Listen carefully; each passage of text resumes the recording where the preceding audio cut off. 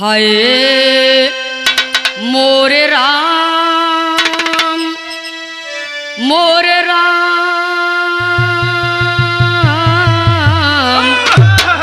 हे भोले जोगिया हो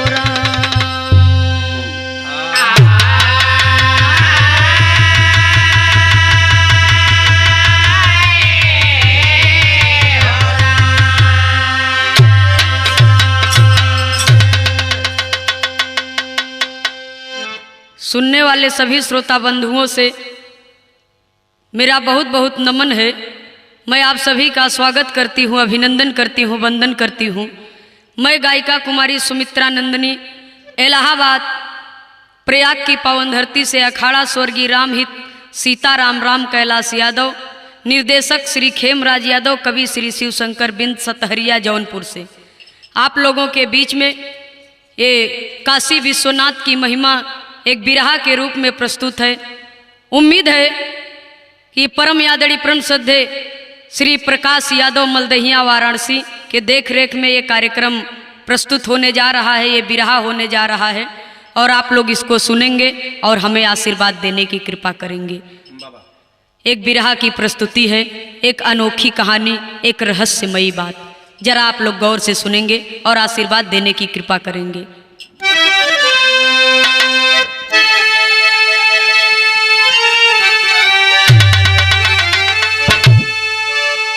काशी नरेश किए विचार महल से तुरंत हुए तैयार,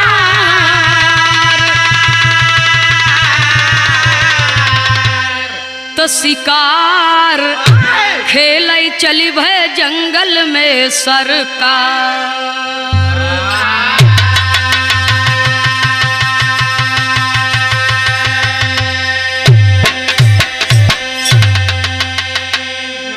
सुने वाले बाबूजी लोग जरा आप लोग बात के समझ लें। एक बार काशी नरेश का एक परम मित्र बचपन का दोस्त जेकर नाम था यूसुफ, जाति के मुसलमान यूसुफ मियाँ काशी नरेश दोनों जने शिकार खेले बदे चल दिए। घोड़ा पे सवार हो के जब शिकार खेले चल दिए जंगल की ओर, मास्टर साहब कभी को बिरहा में टेरी का भाव देना पड़ा। कहना है रामा रामा रामा रामा अरे मोरे रामा मिताई काशी मुल्ला में रही।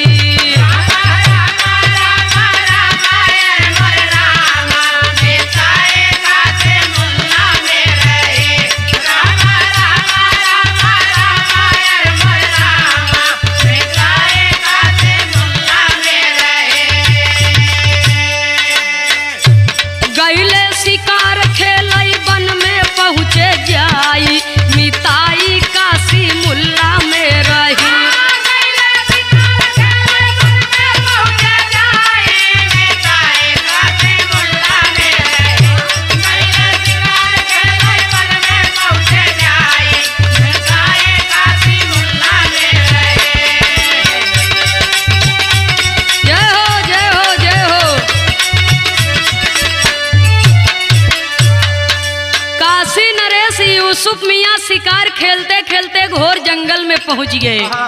एक वृक्ष के नीचे काशी नरेश और यूसुफ मियाँ बैठ गए। काशी नरेश यूसुफ मियाँ से कहे मुझे नींद आ रही है, जरा मैं सो लूं अगर आपकी आज्ञा हो तो। यूसुफ मियाँ कहे महाराज आप हमार मालिक हैं, आप हमार परम मित्र हैं, आपकी इच्छा अगर नींद आवत है तो आप सो लें। यूसुफ मियाँ काशी नरेश के बगल में बैठे हैं और काशी नरेश लेट गए पेड़ के नीचे और उनको नींद आ गई, सो गए। यूसुफ मियाँ भी लेट गए। सुने वाले बाबूजी जौने पेड़वा के नीचवा यूसुफ मियाँ काशी नरेश बैठा है, वही पेड़ के ऊपर एक चकई चकवा का जोड़ा बैठा बा। चकैया चकौना से कहई का कहई मास्टर साहब।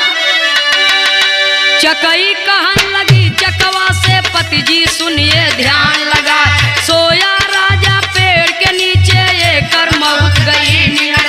चकवा डांटे तब चकई के रानी का गईलू पगला, चकई कह सुना है दुल्हा हमारी बती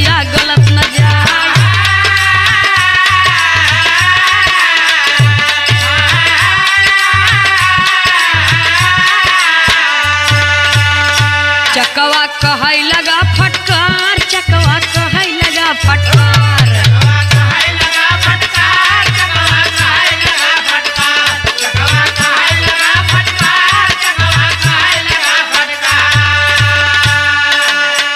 तो चकवा कहै लगा फटकार, सुनिला है हमारी गुलनार, कैसे मरी है राजा हमके द बताई, मिताई काशी मुल्ला में रही।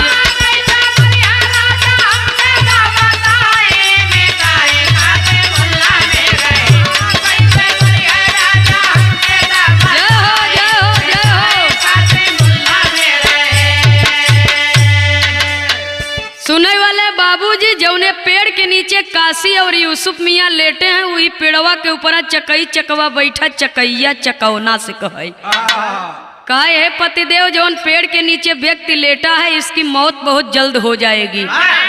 तो चकवा कहे मौत हो जाए मान लिया, लेकिन यह है कि इनकर मौत होए काहे। तब चकई बतावता चकवा से। बिरहा में एक लाइन तर्ज लगा मास्टर साहब, हमरे हिंदुस्तान के सौंधी मिट्टी के पारंपरिक गीत यह है। एक हमार माता बहन लोग शादी विवाह के शुभ अवसर पर गावत थी। कैसे गावत थी रच्चे बताए क्या आवत है।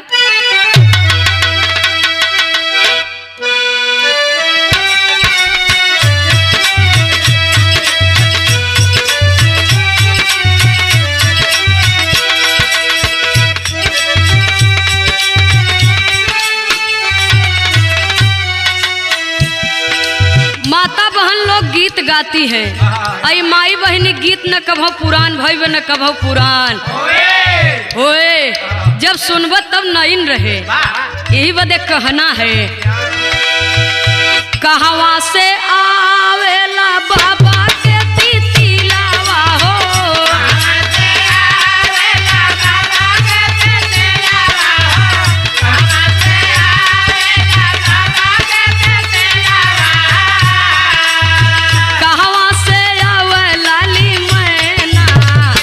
हीरे सांवरिया,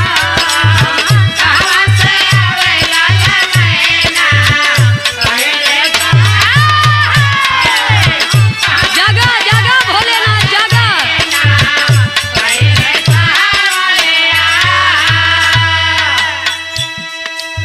बिरहवा में भाव चकौना चकैया से कहे ते ब्रह्मा के भाभी हो गया है।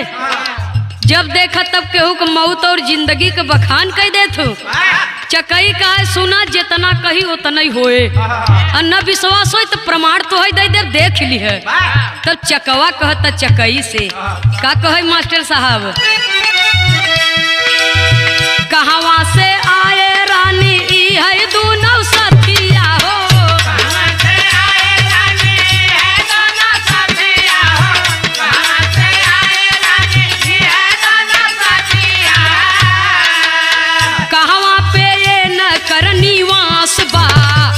मन उदास काहे बा,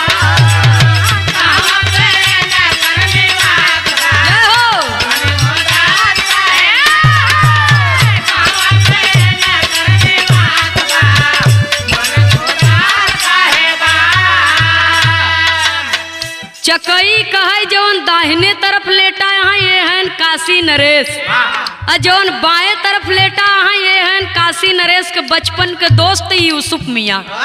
तो कहे दोनों जने में से मृत्यु के कर होए, चकैया कहे काशी नरेश के, चकौना कहे मृत्यु कैसे होए और कब होए। तब चकई बताओ, जौने दिन राजा के सजी है बरतिया हो,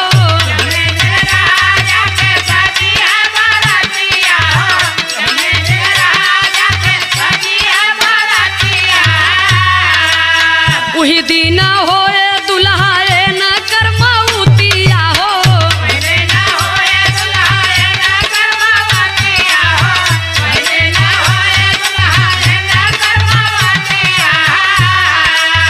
होत पिया हम के आभास बा, मन उदास काहे बा,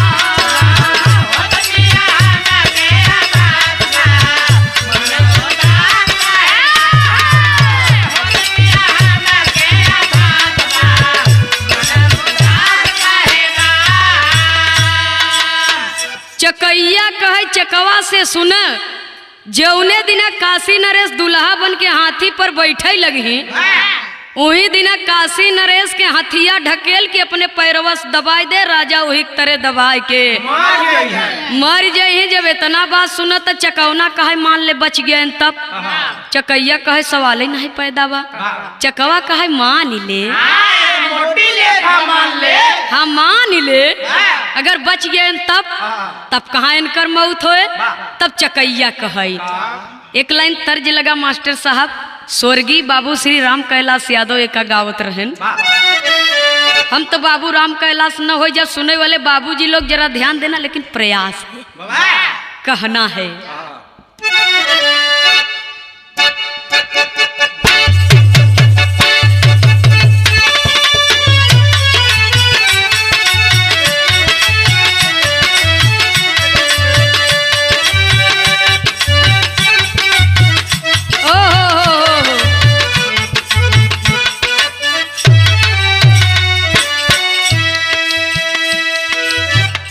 मास्टर साहब, कौनो तर्ज लिखा जाता तो मन कुछ कारण हो, तो कुछ कहानी हो, तो कुछ स्टोरी होते है। हाँ, और ये सब तर्ज परमानेंट है, टेम्परेरी न हो। हाँ, परमानेंट है। एक ननदी बा, एक भौजाई बा, ननदिया के बियाह भव गवन नहीं गया बा, आधी रात के समय में, वो गर्मी में। हाँ, गर्मी में ननदिया सोवत है बहरे प्राकृतिक हवा में, भौजैया भीतर सोवता इलेक्ट्रॉनिक हवा में। 12 बजमा रात की जब पुरवैया का हवा मरमराए के चला, तो नदिया का मन लगा 80-90-100 के स्पीड में रफ्तार करे। हाँ, 12 बजे रात में जाकर ए भौजी, भौजी केवड़िया खोल, ए भौजी केवड़िया खोल, तने खोल भौजी, हमार मन बहुत गड़बड़ात रहे। हाँ, तो नदिया भौजी से क्या कहता मास्टर साहब, अरे कहे साना नाना रतिया डोले, अरे साना नाना रतिया डोले, बहाई जब पावना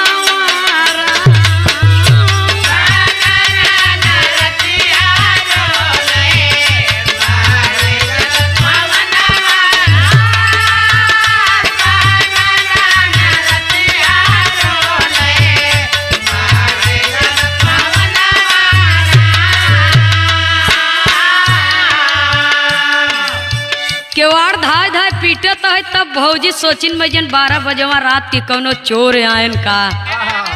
भौजैया केवाड़ खोले से कहा, नंदो तू कहा? हाँ भौजी, हम कहा का भै तबीयत खराब बका, कही तो है नींद नहीं है। तब नदिया बड़ा धीरे से, हाँ गते से भौजी से कहता, कही द भौजी भैया जी से, अरे कही द भौजऊ भैया जी से, दई देते निगावा नवारा, कही दे भाजी भैया जी से, दई देते निगावा नवारा, कही द भाजी भैया जी से, दई देते निगावा नवारा। भौजैया कहो, अरे बाप रे, गौने जाए बदे तो 12 बजवा नींद नहीं आओ। तो नदिया कहे, देख भौजी अपन ये सबको जाने चाहे। तब न भौजैया कहे, एक काम कर, तोहर भैया गहन परदेश कमाए धमाए कुछ पैसा वैसा भेज दे, दान दहेज के जमाना बा, खाली हाथ जाबू बिना दहेजा के। नदिया कहे, देख भौजी तोर कूड़ा दौरी हमें कुछ न चाहे। भौजैया कहे, तब लेबू का? तब नदिया बतावता, चाहे का दुई चिजिया हमके चाहे, चौका अरु बेलनवारा,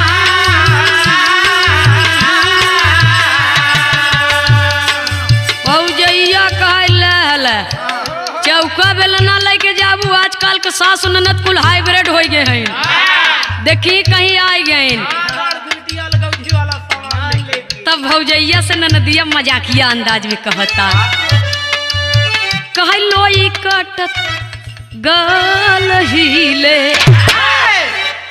बेलत की कंगनवा राम। सुनने वाले श्रोता सज्जन आप लोग तो बहुत सुने हैं, दादा ढेर कुछ गाए हैं, हमसे तो न लहे, पहले ही बता दी है, लेकिन बिरहवा में भाव है। अरे चकवा से चकई कहई, ए चकवा से चकई कहई लागी तब बायनवा राम।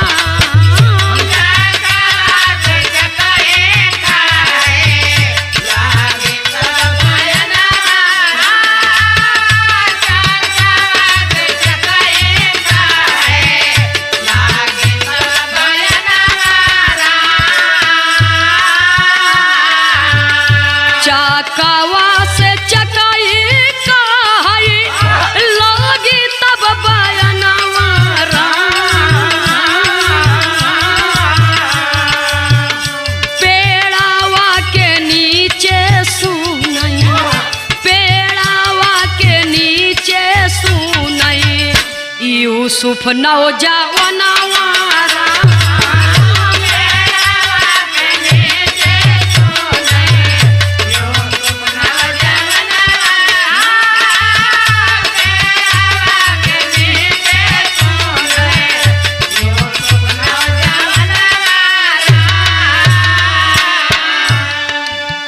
चकैया कहे सुना, अगर उधरे बच जही काशी नरेश तो ससुरारी जही बियाह कह के दुल्हन घरे लिए। आ जैसे सुहाग रात के रस्म पूरा करे बदे शयन कक्ष में जाए लगी, वैसे जैसे दरवाजा के सामने पहुंची दरवाजा गिर जाए, काशी नरेश वही के तरह दबाए के मर जाये। चकौना कहे मान ले वहू से बच गए, तब चकैया कहे न बचन, तब कहे मान ले बच गए। तब चकई कहे अगर वहू से बच जाही तो 12 बजे रात में जब राजा रानी सो जाही गहरी नींद में, एक नागिन आए राजा के डस ले, राजा मर जाए। चकौना कहे धीरे बोल के सुनत होए तब रे। चकैया कहे जे सुनत होए राजा से बताए न पाए। कहे राजा से अगर बताई दे तो हमार श्राप बा कि वो बतौते मान पत्थर हो जाए। आई सारी बात यूसुफ मियाँ लेटे लेटे सुन रहे हैं। तब चकवा कहे मान ले वो पाथर हो जाए, दोबारा इंसान कैसे बने, ओकर बाल बच्चा कहाँ जाई। चकई कहे अगर रानी साहिबा के कोख से जवन लड़का पैदा होए, काशी नरेश उ लड़का के अपने हाथे से वही प्रतिमा पर बलि चढ़ई, तब जाए के वो पत्थर से इंसान दोबारा बनेगा। आई सारी बात यूसुफ मियाँ सुन लिहन। जब सुन लिहन तब तक काशी नरेश के नींद खुली। कहाँ यूसुफ मियाँ चले, कहाँ हाँ महाराज चले। पहुँचे महल में, समय बीतता गया बाबूजी। वो दिन आई गए जब काशी नरेश के बियाह पर दुल्हा बन के हाथी पर बैठे बरे पहुँचन। तब से यूसुफ मियाँ पहुँचन, काशी नरेश के चचुरवे पकड़ के खींच लिहन अदन से अपने चढ़ के हथिया पर बैठ गए। काशी नरेश बिगड़ गए कि हाँ यूसुफ हमार हो चढ़बा तू। यूसुफ मियाँ कहा महाराज गलती हुई है, थोड़ा मजाक कर लिया, माफ करे, दूसरी गलती न हो। काशी नरेश कहा अच्छा अब तो उतरो, मुझे बैठने दो। यूसुफ मियाँ उतर गए। काशी नरेश हाथी पर बैठे, समय टल गई, राजा की मौत टल गई। गए शादी कई के दुल्हन घरे ले आए, दिन तबीत गए खुशी खुशी। आज जब संध्या जाए लागे शयन कक्ष में, चितसारी में जाए लागे, यूसुफ मियाँ पाछे लगा है। जैसे ही दरवाजा के सामने पहुंचत हैं वैसे ही यूसुफ मियाँ पहुंचे। काशी नरेश के ढकेल के अपने वो लिया गए भीतर। काशी नरेश बिगड़ गए कि हाँ यूसुफ दुल्हन हमारा गोल्डन नाइट तू मनक भाई। यूसुफ मियाँ जब इतनी बतिया सुने, कहा महाराज तनी से मजाक कैली है, माफ कर दो मालिक, तीसरी गलती। अच्छा बाहर आओ। जब यूसुफ मियाँ बाहर आए, काशी नरेश अंदर गए और रानी साहिबा के चाँद जैसन चेहरा देख के दरवाजा बंद कर बिसर गए। रानी साहिबा राजा साहब कैती देखत हैं, राजा साहब रानी साहिबा कैती देखत हैं। और दोनों एक दूसरे के नजर से नजर मिलाए के देखत हैं, उनकर लोग के सुध बुध हेराई गई बा। के आवत के जात कोनो था पता। यही बीच में यूसुफ मियाँ पाई गए मौका और गैन पलंग के नीचे घुस के बैठ गए। बैठना वही ओलर गन कहा जवन आगे आए देखा हम। हाँ, हमार सूरदास मास्टर साहब वीडियो कैमरा करत रहे। भैया हो बिरहा में भाव दिया गया, लेकिन यूसुफ मियाँ के जात राजा साहब नहीं देखें, राजा रानी के देखत हैं, उनके सुंदरता का वर्णन करते हैं। कवि को लिखना पड़ा। एक लाइन बड़ी बेजोड़ तर्जबा मास्टर साहब, कहना है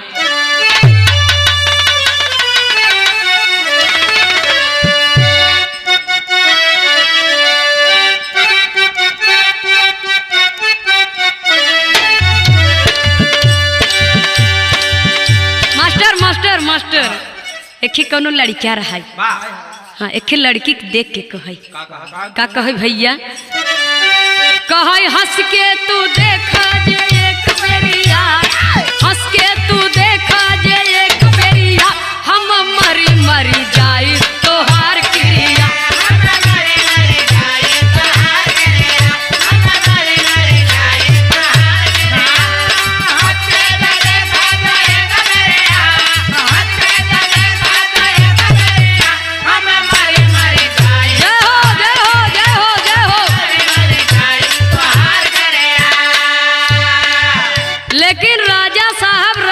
सुंदरता का वर्णन करत है न, कहत का है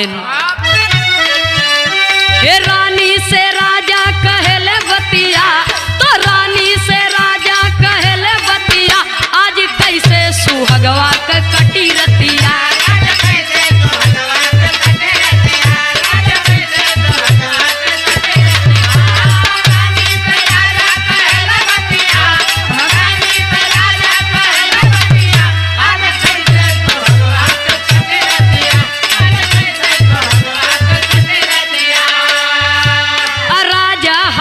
लागे तुरतई ठठाई,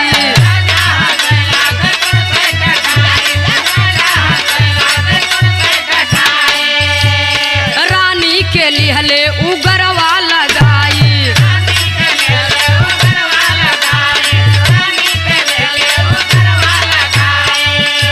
तो रानी कहाँ है तोहरी जीवन सथिया, हे रानी कहाँ है तोहरी जीवन सथिया, आज कैसे सुहगवा के कटी रतिया।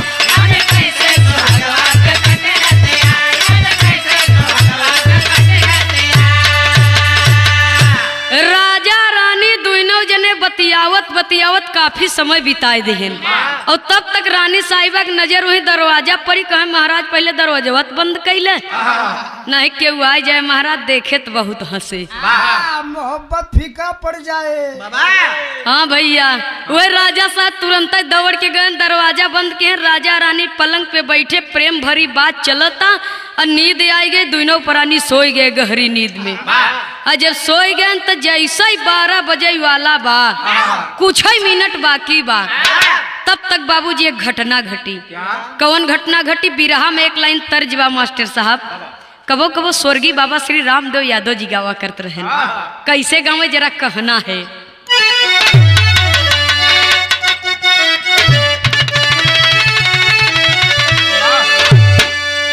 अरे गोरिया रे त गोरिया रे बिजुरियो कहवा गिरी, अरे रस से भरल गगरिया कहवा गिरी, गोरिया रे बिजुरियो कहवा गिरी। लेकिन बिरहा में भाव है, कहना है, अरे यूसुफ लिए तलावरिया पहुंची गए, यूसुफ लिए तलावरिया पहुंचे गए, तलावरिया पहुंचे गए। राजा सोए से जरिया पहुंची गए, राजा सोए से जरिया पहुंची गए, यूसुफ लिए तलावरिया पहुंची गए, यूसुफ लिए तलावरिया पहुंचे गए, तलावरिया समैया तब चलली नगिनिया काटली यूसुफ नागिन के गर्दनिया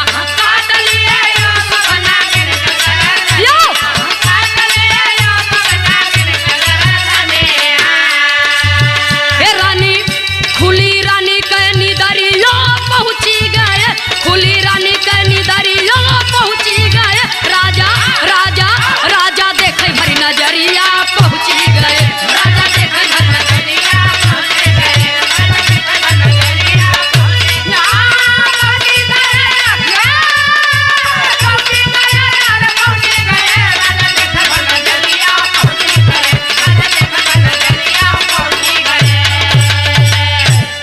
सुने वाले बाबूजी राजा रानी गहरी नींद में सो रहे हैं और तब तक एक नागिन फुफकारते हुए चली आय के राजा के सीना पर फन फैलाए के खड़ी हो गई। अब बार बार घड़ी के तरफ देखा था, बार बार समय देखा था कि जैसे 12 बजे वैसे राजा के डस ले राजा मर जाये ब्रह्मा के लेखनी सत्य हो जाए। और तब तक यूसुफ मियाँ तलवार लेके निकल गए तेरी नोगिन की हाँ तू का तोहर ब्रह्मा सोए में आई जाए। जब तक हम जिया थे तब तक राजा का क्यों बाल बांका नहीं कह सकत।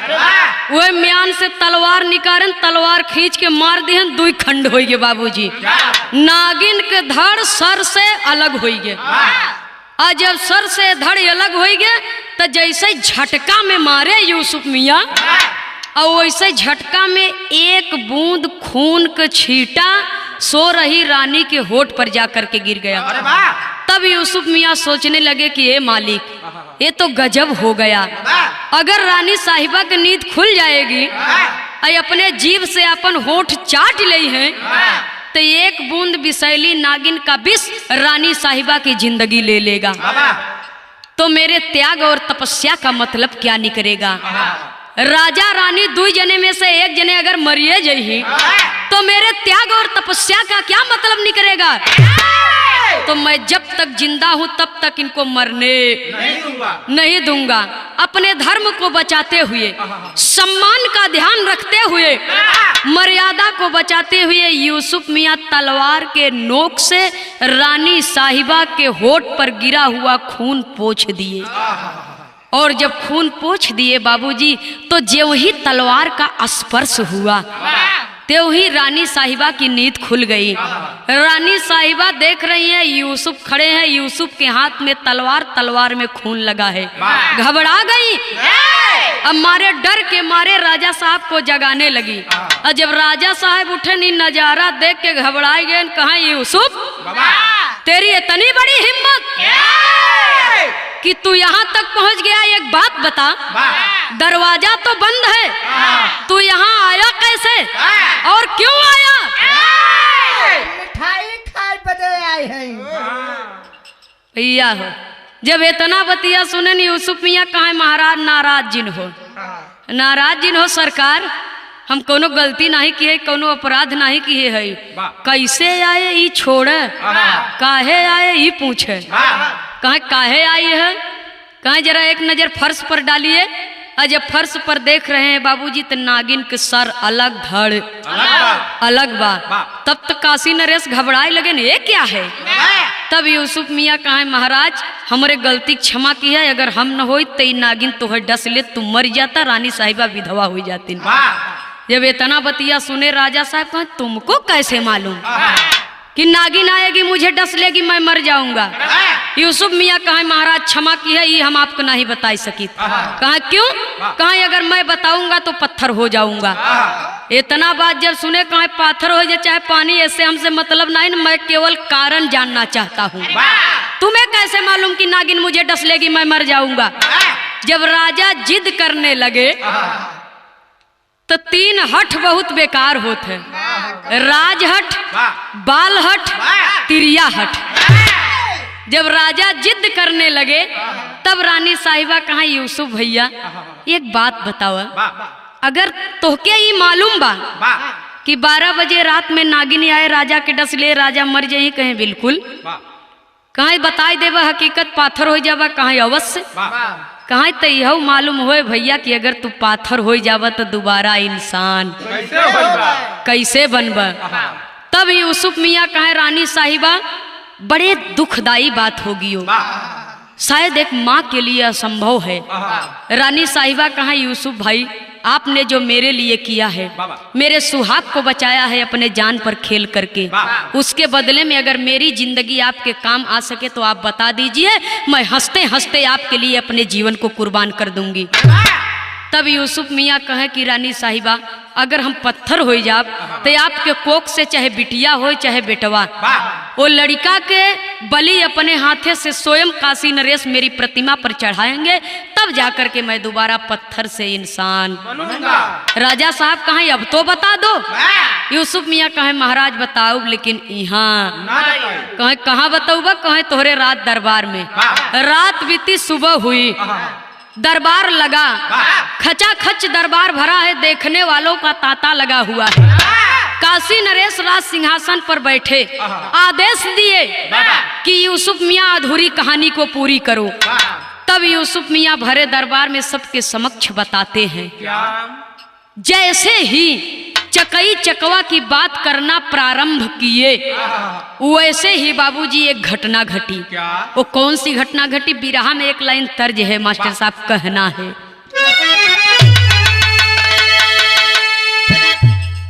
अरे अब ना मिली ए भैया, अब ना मिली ए पंचो, अब ना मिली जेकर मर गई महातारी, अब ना मिली।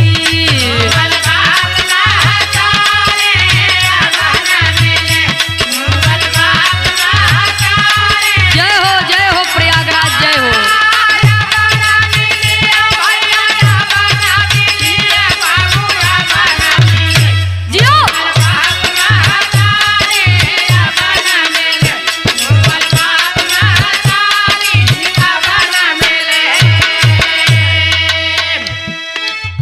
माता पिता भाई बहन ये चार चीज अगर एक बार दुनिया छोड़ दीहन बाबूजी तो ये चारों को प्यार प्रेम कभी नहीं मिल सकता। धन दौलत बहुत मिल जाए, महल अटारी बहुत बनवाई लेब, कमाई लेब, अगर ये औरत खत्म हो जाए दूसरे औरत भी मिले, मर्द खत्म हो जाए दूसर मर्द भी मिल सकत है, लेकिन महतारी बाप भाई बहन अगर ये धरती छोड़ दें तो दोबारा फिर चारों के दर्शन न होए।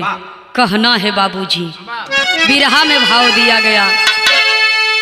अरे बन गए पत्थरा ए भैया, बन गए पत्थरा, ए बाबू बन गए पत्थरा, बताया यूसुफ जब कहानियां बन गए पत्थरा।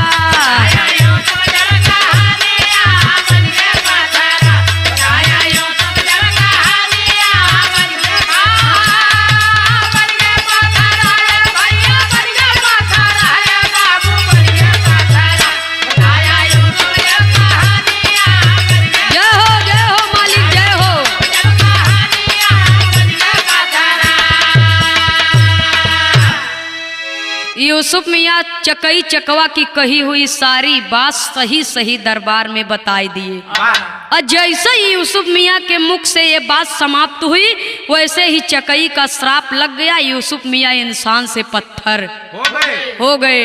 हाहाकार मच गया, हाहाकार मच गया बाबूजी। यूसुफ मियाँ को पत्थर बनते देख काशी नरेश अपने राज सिंहासन से उठ करके खड़े हो गए और भगवान भोलेनाथ की सौगंध लेते हुए, अपने राज दरबार की सौगंध खाते हुए कहा कि मैं अपने राज सिंहासन का सौगंध खाता हूँ, मेरा दोस्त यूसुफ मेरी जिंदगी बचाने के लिए अपनी जिंदगी दांव पर लगा दिया, तो रानी साहिबा के कोख से जो भी पहली संतान पैदा होगी मैं उसकी बलि स्वयं अपने हाथों से इसी प्रतिमा पर चढ़ाऊंगा और अपने दोस्त को पुनः जीवन दान दूंगा, और ये यश युग युगांतर तक लोग गाते रहेंगे। इतना बात कह करके ये काशी नरेश राज सिंहासन से उठ गए और महल की ओर चल दिए। समय अपनी गति से बढ़ता गया। हुआ क्या? बीता समय कुछ दिन प्रेम से जब भइले संतान, रानी राजा से कहे लगी दई द पिया बलिदान, अब पूरा कई देता बचनिया बनी गए पथरा। भगवान के कृपा भाई, मालिक के कृपा भाई, सदगुरु की कृपा हुई बाबूजी। रानी साहिबा गर्भवती हुई, 9 माह के बाद एक बच्चे को जन्म दिया, पुत्र की प्राप्ति हुई। और जब पुत्र रत्न पैदा हुआ बाबूजी, तो रानी साहिबा अपने राजा साहेब के हाथ में अपने लड़का के दई के कहे हैं, महाराज जा ये लड़का के बलिदान दई के यूसुफ मियाँ के पत्थर से इंसान बनाई दे और अपने महानता का परिचय दे। क्या बात है? जब इतना बात सुने काशी नरेश ते लड़कवा के लेके खिलावे लागिन। हाँ, लड़का हिला के खिलाई जाते। ट्रेनिंग दे हैं भाई। लड़कवा जब खिलावे लागिन तो काशी नरेश के मोह पैदा हुई गया। रानी साहिबा से कहे, रानी साहिबा एक की बात कही, कहे हाँ स्वामी जी, कहें अगर मैं जिंदा रहा, सुने वाले श्रोता बंधु गौर करेंगे, एक राजा होकर के, एक प्रजा के पालक होकर के ऐसी बात बोल रहे हैं। काशी नरेश कहे रानी साहिबा अगर मैं जिंदा रहा, मेरा राज सिंहासन बरकरार रहा, तो यूसुफ जैसे हजारों दोस्त मिलेंगे। क्या बात है? लेकिन अगर एक बारी लड़का का बलिदान दे देवे तो पता नहीं फिर तोहरे कोखी बेटवा होई कि ना हो। अगर बेटवा न भ तब तो हमारा राज सिंहासन सोना रह जाए एक बारिश के बगैर। क्या बात है? जब ये तना बात सुनिन रानी साहिबा कहे, महाराज इका कहत है ना आप, ऐसा न करें महाराज, आप तो धर्मात्मा राजा हैं, वो काशी नगरी के राजा के मुँह से ऐसा बात अच्छी नहीं लगत। काशी नरेश कहे बलि नहीं दूंगा तो नहीं दूंगा। जब इनकार कर दिए, और जैसे ही काशी नरेश के मुख से ये इनकार शब्द निकला, ना का शब्द निकला, वैसे ही हाहाकार मच गया। और जब हाहाकार मच गया तो हुआ क्या कहना है, अरे ही लई लागी काशी हसल सती के ठठरिया, अरे बाबा विश्वनाथ धसे जमी के भीतरिया जे का जाने सारी दुनिया बन गए पत्थर।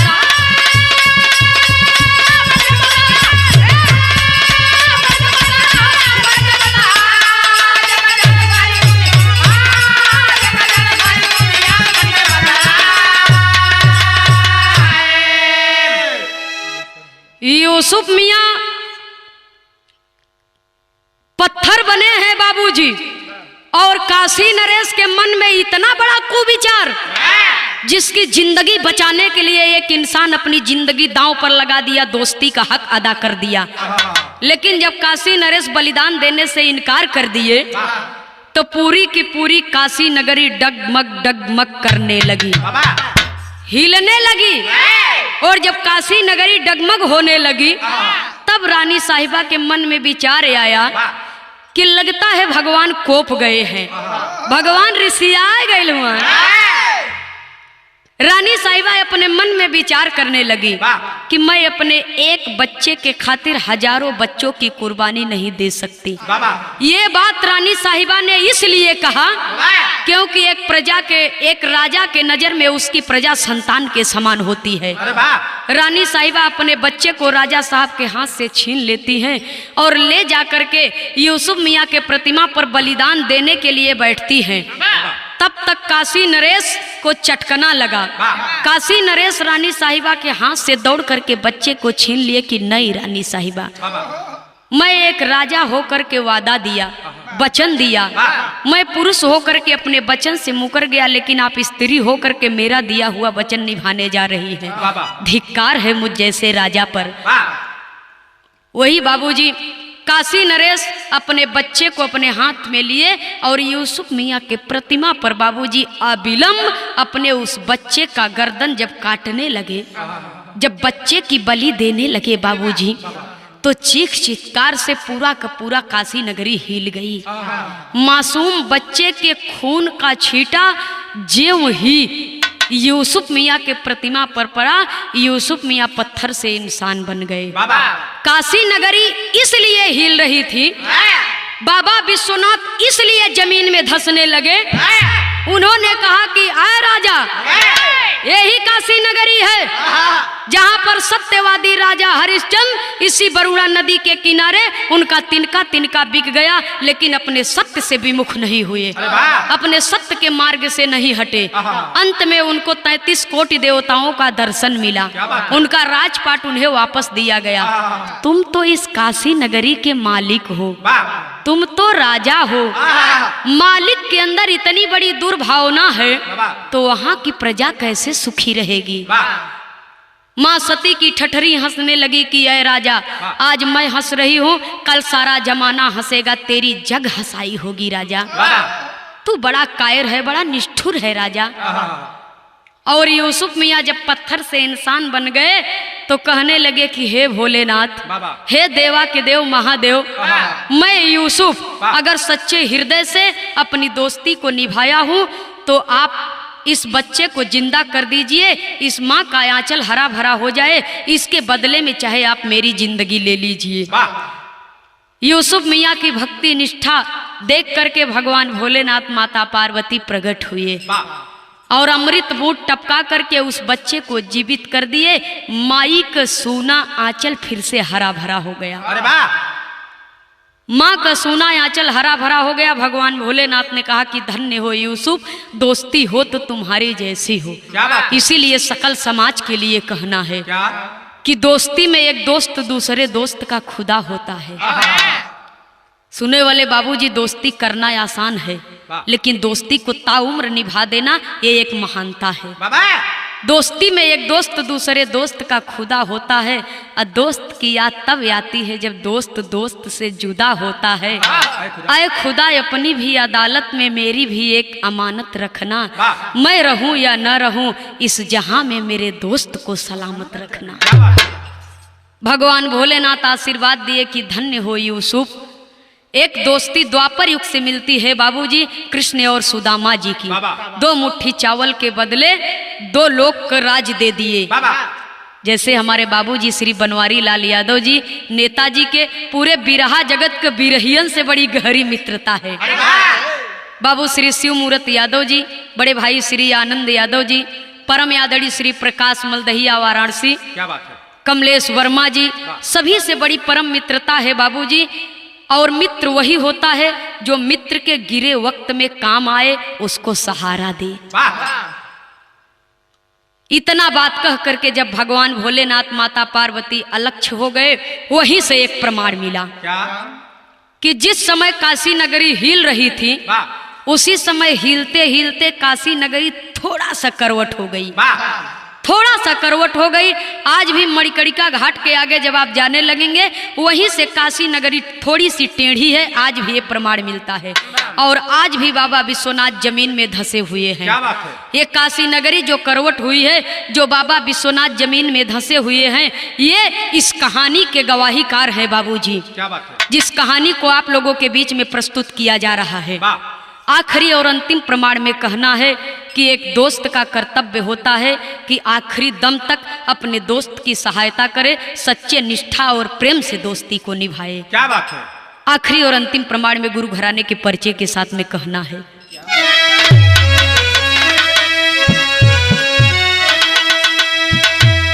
कविवर ओपी यादव कहा कि जय हो भोलेनाथ, नाम अमर है राम कैलाश का कहते शोभनाथ। हरे राम मिताई काशी मुल्ला में रही,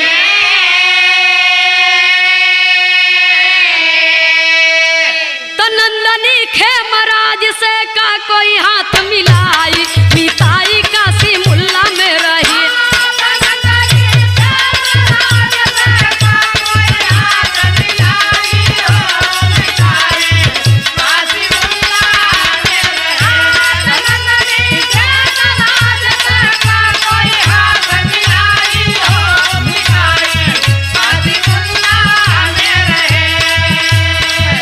मुझे प्यार की जिंदगी